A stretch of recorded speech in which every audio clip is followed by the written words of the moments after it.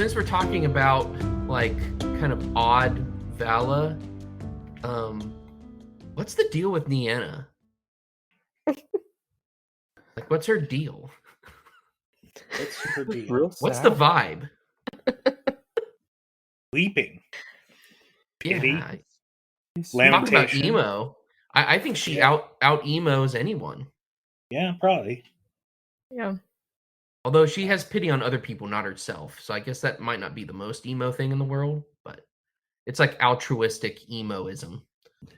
I know it doesn't mention it necessarily in this. You know, there are important characters who spend a lot of time with Nienna. It does mention it It in does, this yeah. chapter. Yeah, it just doesn't tell you who he is, Yeah, Yeah. really, yeah. as we know him. Olorin. Mm-hmm. Yeah. Big G. I call him Big G. Big G. Zach would call him the Stranger No. or Meteor Man. No, I wouldn't. Sure you wouldn't. That's where you're wrong, kiddo.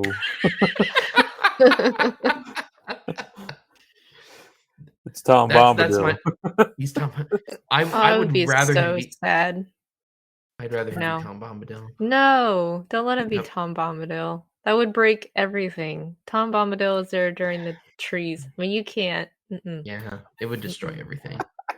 But he would lend an aspect of whimsy and perhaps even chaos to this snooze fest of a show that would be highly enjoyable. Even if it would, like, the timeline's already wrecked, so we might as well have some whimsy. God, we need some. Yeah, that's whimsy in Stranger. the show. He whimsy is the word I use for him.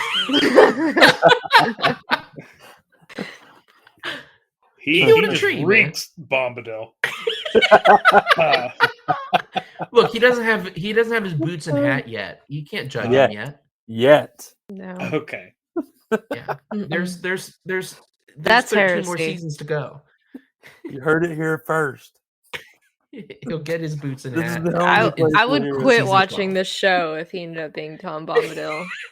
Oh my god. That's the last straw for you. That's what ruins it for you. Of all the things, the literal corpse of Celeborn, and that would be your final straw. Getting back to Nienna, though.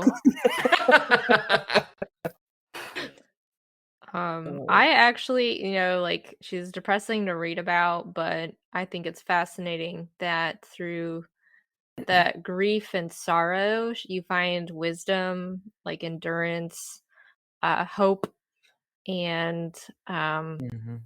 it reminds me a bit of kind of that, James 1 type of trial, various trials, building endurance. A lot of what you get even through scripture of the importance of maturing and growing through grief. And I've had a lot of grief and sorrow in my life, and it's grown me. And so I do like that element, even though she's a sad character because she's like always weeping.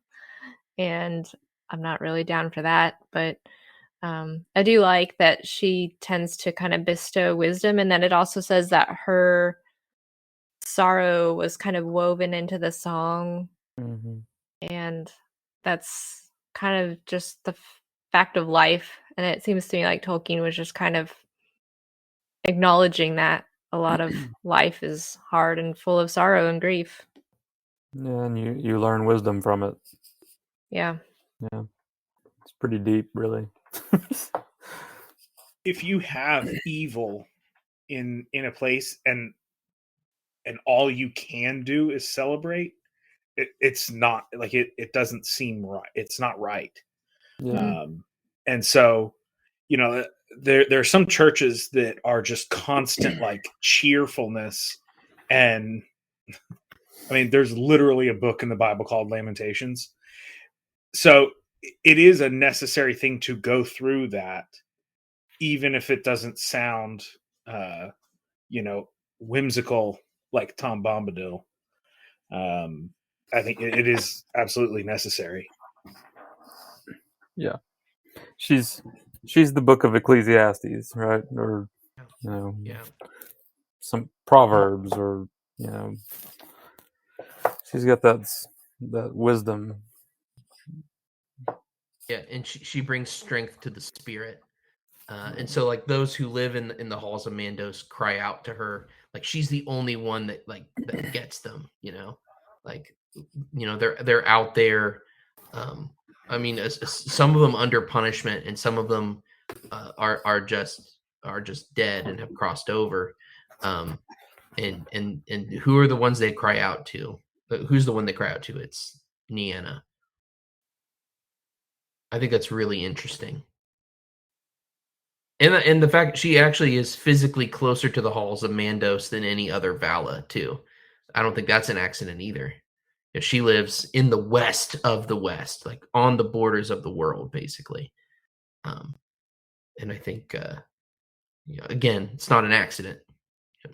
Tolkien wasn't putting things in here for kicks and giggles. Except when he gets to Bombadil, right? Except Bombadil. And we love him too. So I appreciate his presence in the Legendarium, even if I don't fully understand him. So we've talked Tulkas as well. Anything else we want to say about Tulkas? I think he's pretty cool, but very straightforward too, which I appreciate. And then we've talked about Rome as well. I kind of want to talk a little bit about his horse Nahar, just a little bit. Maddie, do you have extra thoughts about Nahar that you haven't expressed already? I just want to hear your thoughts first. I actually looked up his family tree because I'm like, there's a big, this horse has a family tree. It's not long. But I looked it up and I get credit for that. So, there's a big stink made in the Two Towers about, well, it's not a stink, it's a passing reference regarding Shadowfax, the horse that Gandalf takes from the stables in Rohan, how he's one of the Mayaras, which are horses that are directly related to this horse. So Shadowfax, I believe, is like grandson of Nahar. And then there obviously are other horses that are descended from that line.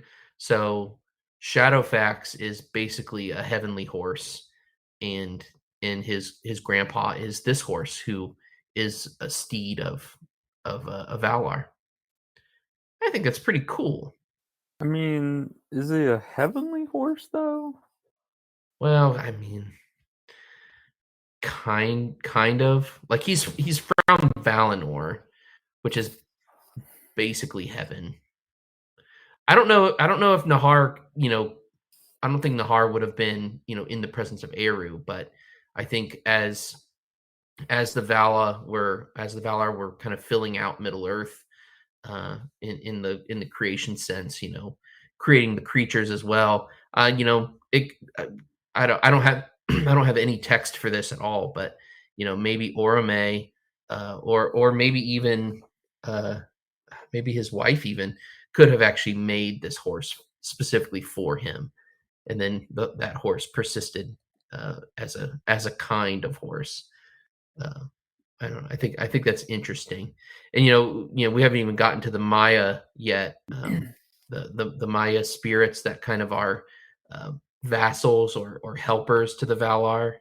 Nahar isn't necessarily one of those, but I kind of do see Nahar as one of the essential helpers of Orome, because like all the stuff that he's doing in Middle Earth, like the important work that he's doing, I can't say he can't do it without his horse, but the horse certainly is a pivotal part in what he does and why he does it. I don't think you could separate Orome and Nahar. It's just like anybody who has horses. Like you just have a bond. It's a horse. The horse bond. The horse and his boy. Right. Or girl. I don't have a horse, but I have a car, so maybe it's kind of more like a car. Maybe it's a mechanical horse. Maybe Ally created the Nahar, and it's just a car. It's like a Jeep. A Land Rover. Yeah. One time, I live around a lot of Amish, and my car broke down there was a leak in the gas line, and so I was stuck at the side of the road. And some of my Amish neighbors were driving by in their buggies and audibly laughed at me. And that was a very nice and humbling moment for me. It definitely aided in my sanctification. I thought they were Like- going to offer you to give you a ride. And no. no. Like they've never had to repair a wagon wheel. Come on. Right. Yeah. I've had to repair quite Or a few refuel tires a because of horse. their wagon wheels. So I should have said, "Oh yeah, tire blew out because of you guys." But it wasn't a tire. It reeked of gas. It was hemorrhaging. We're all good now. You got made fun of by the Amish. Yep. That's great.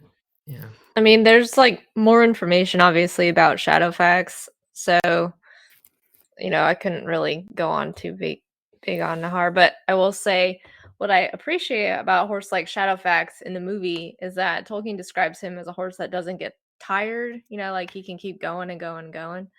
And that's like one of my big pet peeves watching movies with horses running. I'm like, so they like legit just like ran for 200 miles without getting tired. Like, do these people ever walk, walk their horses? There's no way you can just gallop literally everywhere. But with Shadowfax you can, so I appreciate that. And I do think that's maybe part of the reason why they chose the horse that Galadriel rode in Rings of Power. Mhm. That type of color. I'm like, this is a super horse nerd thing, but it's called Cremello, and it's a champagne gene that like makes their coat glisten in a very unique way that you don't get that in a lot of other horse coloring. So I don't know.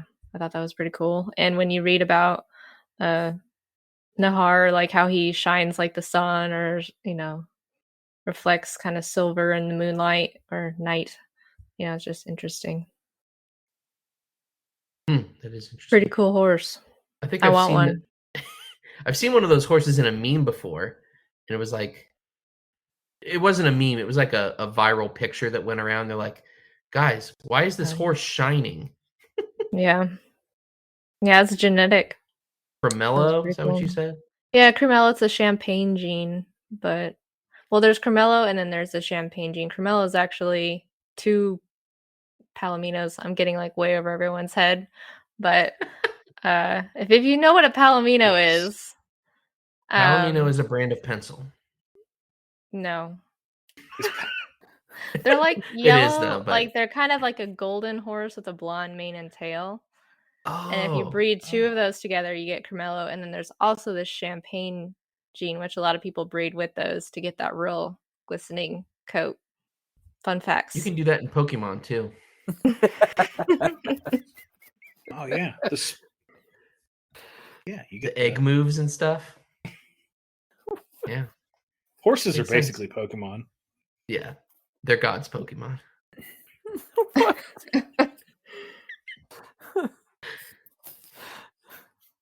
I appreciate that Tolkien puts horses in like literally every story, so I'm down for that. Yeah, they're almost as important as trees. Yes, but better.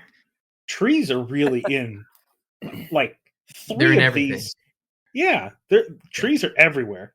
Yeah, I don't understand how one of them is supposed to be about trees, and then the other one's like, actually, I'm forests. Like, Orome is big fan of forests, but then maybe Orome's better at organization, and that's why he gets the forests. Yeah, like Yavanna's good at like the individual trees, but Orome can really like gather them together into a nice forest.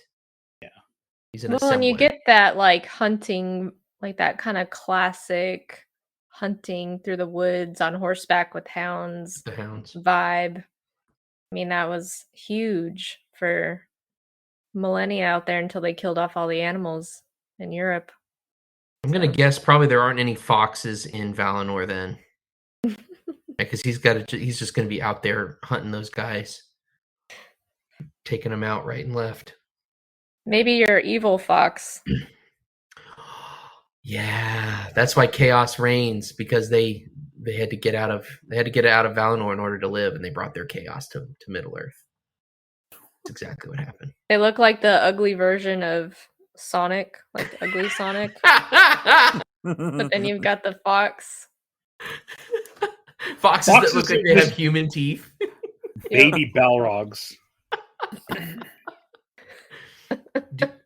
Do do baby Balrogs have wings and then they lose them when they grow up? Yeah. I love that enduring debate in the Tolkien world. Like, do Balrogs have wings or do they not have wings? Nobody really knows. I had a crazy theory. I don't think I'm going to delve into it if we want to continue on and finish the rest of the chapter. Maybe I'll save that for another time. It's up to you guys. Do you want to continue on, or I kind of want to hear your crazy theory. Okay. All right. Well, so my crazy theory has to do with the Third Age and Lothlorien and Rivendell, which are kind of the last two remaining elvish strongholds in Middle-earth. I don't have any textual basis for this whatsoever, but I think there's an interesting connection between both of those realms and Irmo and Este. So Irmo obviously had the visions and dreams and lives in Lorien, which is in Valinor. And so those are his gardens in the land of the Valar. They're the fairest of all places in the world, filled with many spirits. I think that has such a close tie to Lothlorien, where Galadriel and Celeborn rule. And it's very much the same thing. Galadriel has the mirror. She's able to see things. So that's very much a vision aspect. I think she kind of carries on this area of dominion that Irmo embodies. And then similarly, I think Elrond carries on a bit from Este. So it says, Este, the gentle, healer of hurts and weariness, is his spouse. Grace her raiment, and rest is her gift. She walks not by day, but sleeps upon an island in the tree-shadowed lake of Laurelin. And from the fountains of Irmo and Este, all those who dwell in Valinor draw refreshment. And so this water aspect is a huge part of Imladris. And also this aspect of rest. And in fact, the ring of power that Elrond has is a ring that kind of supernaturally aids him in his healing arts. And so Imladris is kind of known as a place of rest. It's known for a lot of things, like, it's the last homely house in The Hobbit. So that's a place where if you love to read, you can go there. If you love to sit around and sing songs or tell stories, it's a perfect place to do that as well. And if you like to rest, it's a place to go for rest as well. And it's safe and hidden, like all great elf strongholds are. And you can go there and rest. So I think he, whether consciously or unconsciously, is also carrying out that bit of dominion given to Este as well. And so that very important aspect of life that they embody, I think, is carried out through Elrond and his mother-in-law, Galadriel, into the Third Age. Because Galadriel has a daughter who is married to Elrond. For all you who watch Rings of Power, just want you to know that. So that's my crazy theory. It's not crazy. It's realistic, and I think it makes sense. Well, you guys have already declared me a heretic once tonight, so if it's heresy, just pile it on. You almost redeemed yourself. That close. My stay in purgatory got cut a little bit. It's gonna my stay in the halls of Mandos. Yeah. You'll need to pay me a few dollars and I'll get you an indulgence and you'll be in good shape. The indulgence of Mandos. Yeah. I've got don't worry about it. It's like $200. Yeah. Do they have Venmo in Valinor? Yeah. Yeah. Mandos accepts Cash App as well. No wonder Morgoth got out. You could just pay Mandos to open the door. Yeah, I mean, that makes but sense. Think about how big it. Mandos has to make these halls pretty big, so it costs money. It takes a lot of money to run a museum. Yeah, exactly. I did hear he canceled his PayPal though.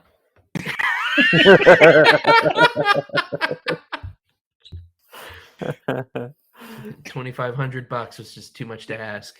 Yeah. Mhm. Mandos out. Drops the Yeah, mic. Mandos has no filter. He's not gonna put up with that.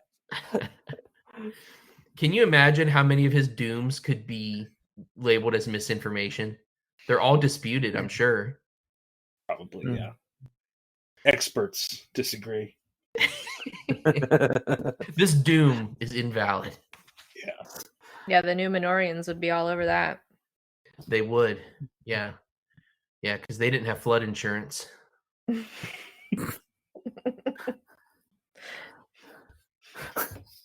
Oh, wow. And She they is worked always for right. everything they've got. Right, Zach?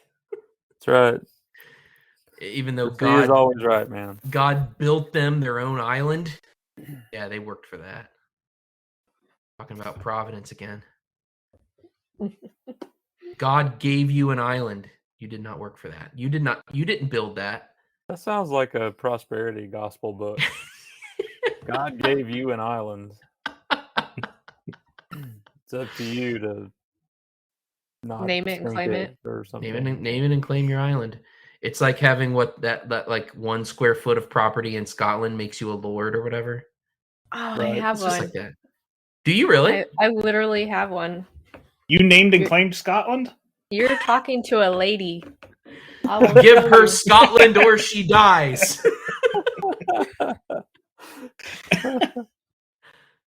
One day I will go stand on my square foot. I claim this in the name of.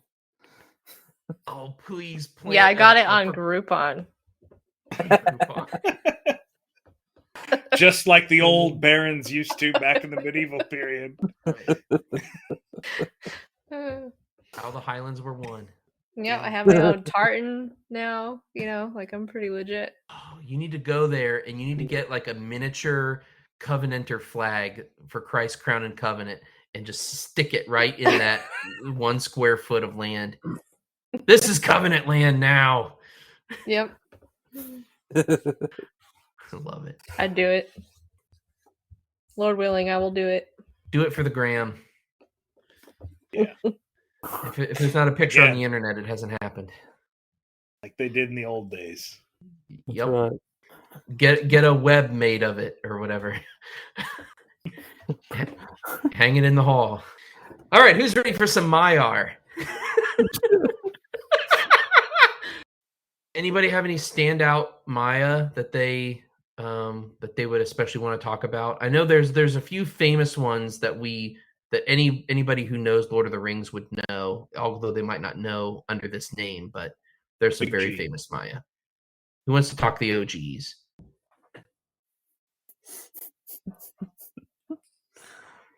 Your statement earlier about Manwë and Varda being like just kind of boring, kind of bland characters. Yeah. They're helpers. They're Maya helpers.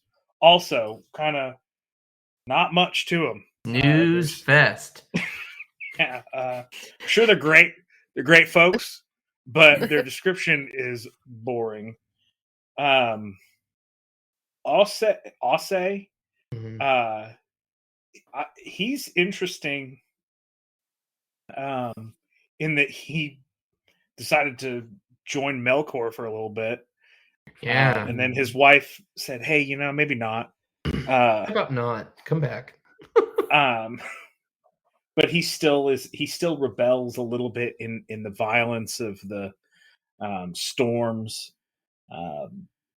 I think that one is. I think he's an interesting one because we do have those natural, like storms, Mhm. where they are terrifying, they are violent, they are destructive, but they are natural. They are part of what the world is. Hurricanes, I mean, Mhm. they destroy so much, but it's not like it's an act of God. We can't control it, despite what people are trying to do now. But and I think that Ase is a good, representation of that kind of balance that there is. It's evil in a way, like hurricanes aren't good, but they are natural. They are a thing that's there. They're not rebelling against nature. So I like him. Yeah, I thought that was a really artful way to kind of bring in that fact of life that, the sea is there. We've already established Ulmo loves Middle Earth, but then you've got this rogue guy, and he kind of represents all those acts of the sea that harm us and do not feel good. Yeah. Hurricanes are bad. I'm just going to go on record and say that. Yeah. They're not great. I could take them or leave them. Do you get a lot of hurricanes up there in Ohio? Yeah. We got Hurricane Ike. I was in college, and Hurricane Ike, there were winds that came all the way up and actually knocked down several trees on campus. One was right by my dorm. We were without power for a week. And we're like, what in the world happened? Because we thought we had a tornado. And they're like, no, this is just outer band winds from Hurricane Ike. I'm like, you have got to be kidding me. It was horrendous. Like, no, never again. I grew up in South Florida, so I know my way around hurricane. So you would. That's why me and I'll say here pretty close. I've seen the eye of the hurricane. I've looked him directly in the eye. Yeah, it is weird, Mr. Landlocked state that I am, being such a fan of Ulmo, and I have like next to no connection with his element whatsoever up here. Well, there's the Great Lakes. Sure. I've seen the Atlantic Ocean more than I've seen any of the Great Lakes. I'm a bad Midwesterner. The Maya that I was most interested in talking about is actually Melion, not Olerin. Like, I could talk about him for quite a while, but Melion is like super important to the history of Middle Earth, like in a way that like no other Vala or Maya, maybe except for Morgoth, has had such an impact on the life of Middle Earth as her. Like she actually, I don't know if I should spoil it or not. Like she is actually within the families of the children of Iluvatar. Like, yeah, at some point in the story, like she's that tied into the life of Middle Earth that she actually is part of it. Like she actually fully takes on raiment and lives in Middle Earth in a way that no other spirit does. I was surprised, going into this for the first time. I expected more Galadriel, and I did not get that. But I had no idea, like Melion wasn't even on my radar, and she is just all throughout this whole thing. So it was pretty interesting, actually. She kept popping up because you'd have characters kind of pop in and out every once in a while, but she's definitely a main thread going forward. So pay attention. She's also another one who likes trees.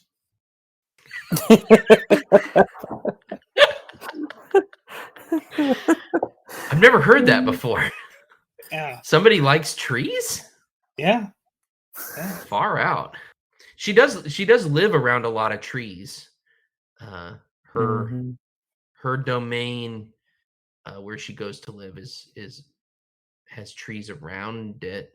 It says that she's tending the trees that flower in the gardens of Urmo before she came to Middle Earth. So she does like trees. And the birds like her, but birds also like trees. So they have that in common. Yeah. She's like the Disney princess. She is kind of a Disney princess. If the nightingales aren't singing, they're carrying the train of her dress, right? And Prince Charming wants to marry her. Yeah, and her Prince Charming, when they meet, they basically just stand and stare at each other for like a decade. It's pretty awesome. Actually, I think it's longer than that, but it's a long time. That's how in love they were. They didn't even speak. They just like stared at each other. I'll admit I don't even know what a nightingale sounds like. So I'm gonna have to Google that since it says that nightingales sang about her wherever she went. I'm gonna have to listen to that because I don't know what a nightingale sounds like. It's one of those things you'd probably be like, man, this is really annoying after a while. I don't know what they Man, sound you like guys either. Shut up, jeez. Quit following Hopefully me not around. like an obnoxious cockatoo. I don't know that we have very many. This, I don't know this that would we be even like, have nightingales. Nightingales pop up a lot in like fairy tale stuff. I yeah, don't if know. Maddie were a Disney princess, she'd have chickens chasing her around, like singing. Just all the What are you time. talking about? That's like my normal life already. I don't even have to be a Disney princess. They just follow me around wherever I go. I have guineas doing that. Guineas. They're loud. There are no nightingales in North America. I just That's Googled why. it. Yeah. They're in Western Europe, North Africa, and Asia Minor. And then there's some migratory ones that end up in sub-Saharan Africa. Migratory. Yeah. Where'd you get the coconuts?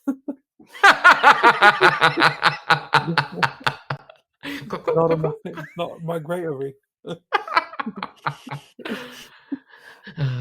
So yeah, that's why you've never heard them, because I guess they're not here indigenously, or you'd have to bring them over from somewhere else to have nightingales here. Yeah. I don't think there are any. We're missing out on a crucial part of of this story. You need a post edit like a nightingale song in here. That'd be smart. I'll have to find one. Or maybe we can rewrite Tolkien to be more American centric. Yeah. We can have, like American Robins follow her Yeah. around, something like that. An Oriole. Oh. Oriole. Oh, that's beautiful. You looked at your phone as if it were a bird. I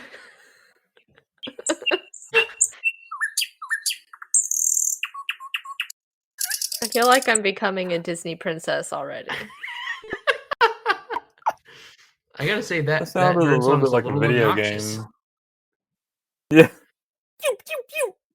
I'd probably find a way to fry one of those. You are not a friend of Melion. I'm not. No, I'm Nor at are odds you a with her. Disney princess. I'm an Well, evil that's where we snowman or something. disagree, Nicholas. I can be whatever I want. You're right. I am First Rapunzel. Male Disney princess. All you have to do is put on her dress and ta-da, you are one. Just right. like that. That's right. I can be Rapunzel even though I'm balding. That's how important identity is. I can literally be the princess known for her hair, even though I'm losing mine. The Will we get in world trouble? must change for you. Yes. Yeah, but we get in trouble for like dead naming your hair if we like say you're bald. Banned from Twitter. I will not stand for my hair to be dead named. This conversation is weird now. Our boy Olerin dwelt in Lorien. So he's hanging out in Lorien, in Valinor, and often went to the house of Nienna, and of her he learned pity and patience. And if that's not a great encapsulation of the character of Gandalf, I don't know what is. Because pity is such a huge aspect of like most of his counsel that he gives, especially in Lord of the Rings. Especially that famous speech about the pity of Bilbo and not slaying Gollum. Yeah. So it's I think that he was the wisest one too. Uh-huh.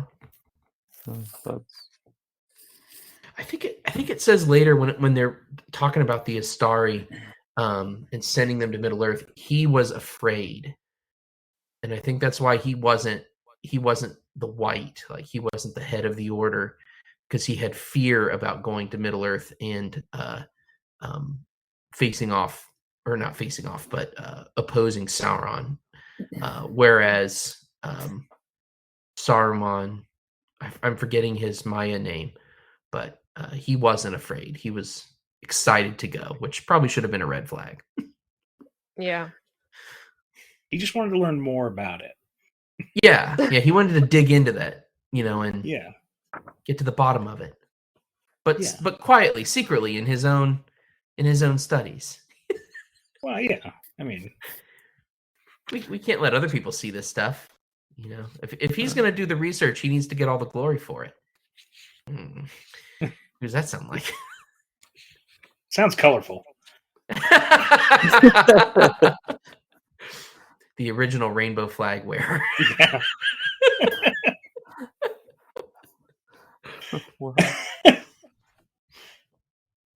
Yes.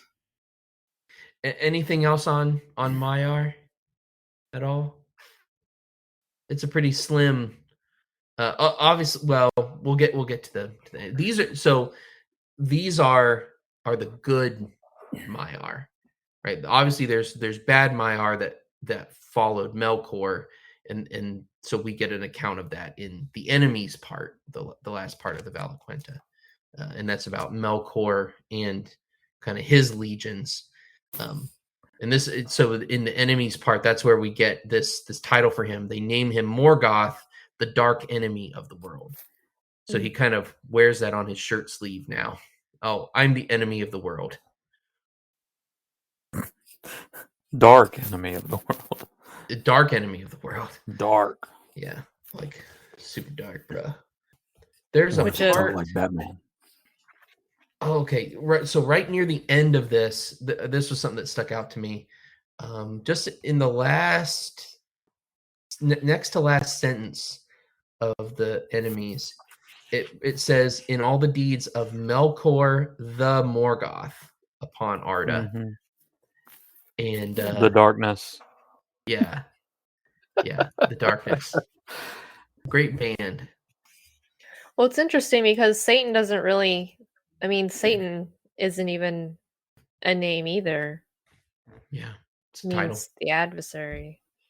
And I know people call him Lucifer, but I'm not even sure that's from scripture, is it? Like it was written later, maybe, if it is at all? I don't know. You'd have to I Google think that. I think that was a translation of another title. I forget. I kind of forget where that came from. Yeah. Because he just has titles in the Bible anyways. I mean, you have like the serpent and the father of lies and Yeah. all that stuff. The enemy. The accuser. The accuser. That's why because of the kind of pile up of titles, that's why some groups like the Orthodox Christians, for instance, they actually draw a difference between the devil and Satan. They're actually in their conception, they're actually two different entities. And one of them is also Beelzebub too, I think. Beelzebub isn't a third, but one of them also has the title Beelzebub, but is not the other, which is, I don't know, interesting, but people have weird ideas about about different things. So anyway, yeah, I thought that the introduction of that title, Morgoth, that then basically becomes his name, yeah, very, very Satan-esque. Yeah. Where like we're not even speaking his name, like he goes by his title. He's the dark enemy, aka Morgoth. Totally something that gets ripped off poorly in Harry Potter. Yeah. He doesn't even get a cool title. It's just he who shall not be named or whatever. Like, come on. Just all a riddle. very short name. It's very long. Yeah. Just say Just say the that name. guy. Okay. The guy. Him. The baddie. Can't you hear the capital H as I say it? him from In this section, the thing that I thought was most interesting was the corruption of the Maiar into Balrogs. This is again Melkor the Morgoth is destroying things. In this sense, he's destroying them into like servants of himself in a way. But it's destructive. They were Maiar and they're corrupted and are turned into something different that is that does obey him. They do obey him. Don't know why Sauron didn't turn into one, I guess, but yeah, and because he's on the same level of creation as them, after all, so he really could be a Balrog if he wanted to be. But I think with his craftiness, maybe he was more useful not in that way, but rather as a corrupted Maya, rather than a kind of getting recategorized. Because Balrogs, like, they're really strong, but they're not exactly tactical experts, like a dragon would be, for instance, who are crafty and smart. Balrogs are kind of brute force. They're almost like the spiritual equivalent of like a troll, but obviously leveled up. But there aren't any smart trolls in Middle Earth, and I don't think Balrogs are especially smart either.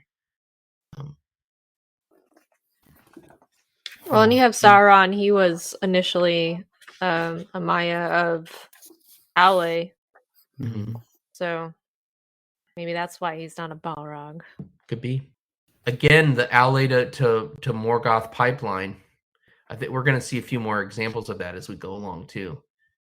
They're close enough, they're just close enough that I think some of Ale's disciples are more easy to entice over to the darkness.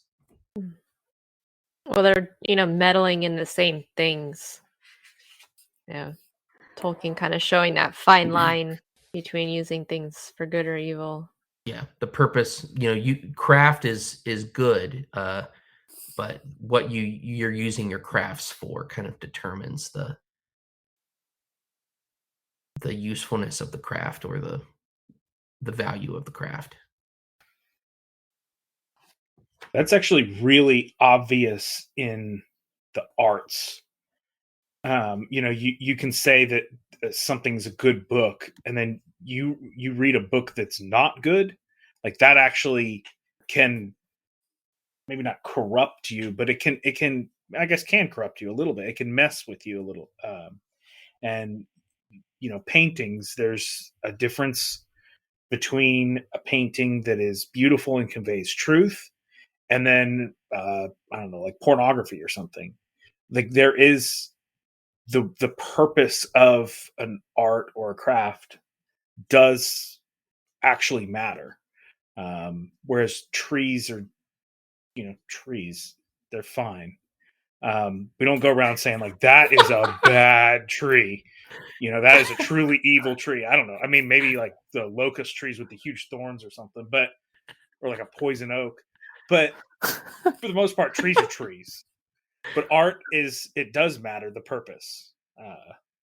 So yeah, because there's a human element to it that can certainly twist something to a sinful purpose. And this is kind of going back to something you had just said just a couple minutes ago, but the fact that Morgoth can only corrupt things that already exist is a huge principle for the world of Tolkien. And evil has never been a creative force in this world. It's always one that twists something that's been made into something bad. So the good creations of Eru get twisted to evil purposes to oppose Eru. So this twisting of the Maiar spirits is very much in that vein. The twisting of elves into orcs later on is the same thing. The twisting of Elvish language into the Black speech of Mordor is another great example too. Sauron couldn't Oh. even come up with an alphabet. He had to use an existing alphabet and twist it to an evil purpose. Yeah, it's interesting that they use, or that Tolkien uses those with more creative gifts, like you're saying, like with art and all that kind of stuff. It's that trying to employ creativity or creation, and then the twisting of, like, Morgoth is all about desiring to create something of himself for himself. It's a warning. Even in a literary sense, you've got Tolkien on this side, where his work is kind of purely good versus evil, and then you'll get in the entire. I think a great foil to that is the grimdark subgenre of fantasy, where there is no good. It's only different shades of evil, and which shade of evil is gonna win over the other evils. Like the best hero you get in some of those stories. I think Game of Thrones, the Song of Ice and Fire series, is a great example. Like there aren't any heroes in a Song of Ice and Fire. They're all terrible.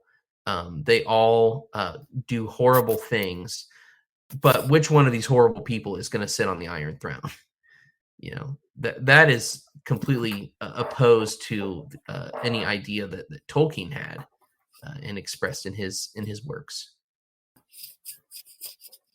Another foil to this is Tolkien is trying to show truth through something, and so he's obviously there's an element of him in it, but an opposite to that, and something that's quite like Melkor, is expressionism, like trying to bring your own emotions into the art and trying to make your art as an extension of yourself, something that is your emotion, really.